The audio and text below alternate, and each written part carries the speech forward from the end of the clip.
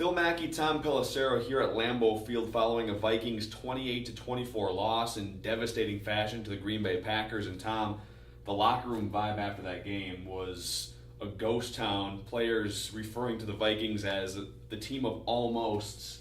Really depressing vibe, and wouldn't expect anything different, I guess. When you look at the number of close games this team has lost, and really last year, going back to the magic that they were able to form, that came out of that San Francisco game where Favre throws the late touchdown, suddenly all the momentum, things felt like they were going well.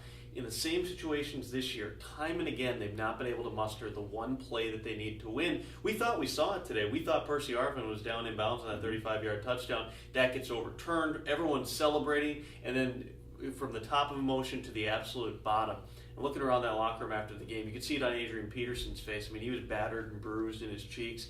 He looked like he'd been through a war out there. Brett Favre sitting in his locker with tears in his eyes, and guys coming by and consoling him. And it took him 25 minutes to get dressed because he's moving so poorly on that ankle at this point. You just wonder if there's so much adding up that, if they go to New England next week and lose, you just wonder if at 2-5, that really would devastate them and their hopes of turning this thing around. Yeah, it's amazing thinking back to last season. Favre comes in and in 2 games against the Packers throws for 250 yards in one game, or 270 yards and 240 yards, 7 touchdowns, no interceptions, 3 picks tonight.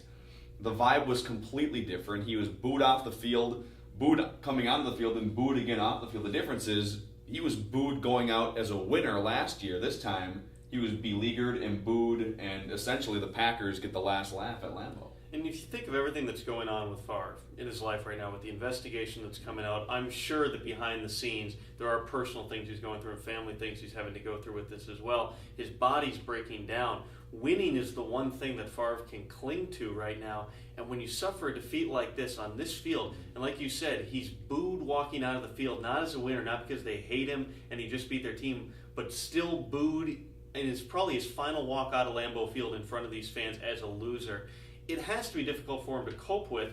Now, he's a professional. He's been doing this a long time. He started more games consecutively than anyone else. But you watch him moving around on the podium.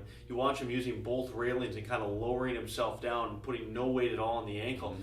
You just wonder if both physically and mentally he's going to continue to be able to answer the bell week in, week out. And that's not to pity the guy. It's just the reality of the situation right now. And he actually hinted during his post-game press conference that he might not play next week. How much stock do you put into that? I think the Favre probably feels that way after every loss. I think that with the way that his body is at this point, I think there's a little bit more to it. If he's not moving around in that ankle, if that thing's black and blue come Monday, Tuesday, Wednesday, and he's limited in practice, yeah, I think that there's at least somewhat of a realistic possibility that maybe he doesn't come back. But would I ever bet against Brett Favre unless something's broken, unless his arm gets blown off? No.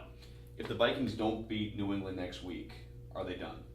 I think that they're really close to being done. As much as I still think this is a division where 10-6 probably is going to win it, 9-7 potentially could even win this division. But you talk to guys in that locker room, Kevin Williams used the word devastating for what it would be to fall to 2-5. Antoine Winfield said it's an absolute must-win next week. You hear those words tossed around a lot, but for this team right now, you just can't go and get beat again. They've got to get one sort of a win over a good football team that's playing well. They've got to be able to put something there. Actually, a mediocre team. You look at the teams they've beaten. They beat the Lions when the Lions were still reeling before they've picked things up a little bit here. They beat the Cowboys, who are struggling as much as anybody in the NFL and repeatedly were killing themselves. They just are so close to winning these games, but you can't continually come out and have your first 2 drives net nothing. You can't continually come out and play poorly in the first half and be down, in the early going. It's just tough to claw back week after week, especially because you've given yourselves no reason to believe that you're going to be able to come back and win these games. We talked about it coming out of the bye, the 4 toughest games on the schedule, and we said they likely had to go 2-2 to